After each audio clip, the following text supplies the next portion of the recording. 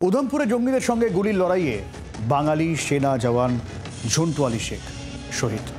নদিয়ার তেহট্টের বাসিন্দা ঝন্টু আলী শেখ ভারতীয় সেনার প্যারা কমান্ডো ছিলেন তিনি। আজ ফিরছে তার মরদেহ। সকালে জম্মুর সেনা হাসপাতালে তাকে সেনার পক্ষ থেকে গান স্যালিউট দেওয়া হয়।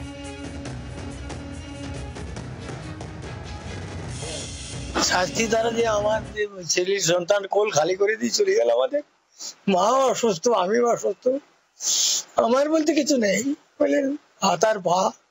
আমার ছেলে আমাকে ভালোবাসতো, খুব খুব ভালোবাসতো, আমাকে ভালোবাসতো, ধমকেও দিত।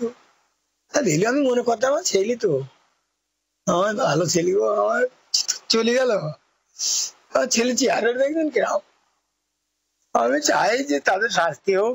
মন্ত্রীরা, তোমার অমিত শাহ স্বরাষ্ট্রমন্ত্রী, ওরা কিন্তু দায়ী, ওদেরকে দায়ী করছে, ওরা দায়ী, কেন্দ্র সরকারের দায়ী।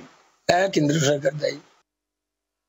আমাকে কোয়ার্টারে মেম সাহেব সবাই বলেছে ট্রিটমেন্ট চলবে কমান্ডো হসপিটালে, তোমার বড় কিছু হয়নি। কালকে আপনাকে কখন ফোন করেছিল? 9:30 ফোন করেছিল। প্রথম কি জানায় তারা? কি জানাবে, গুলি লেগেছে এটাই জানিয়েছিল, কাদের উপর লেগেছে বলেছিল, বলতে ঠিক হয়ে যাবে। আমি পরে ইউটিউবে বার করে আবার আধ ঘন্টা ছবি দেখেছি। বাংলার আওয়াজ, বাঙালির আবেগ, জি 24 ঘন্টা।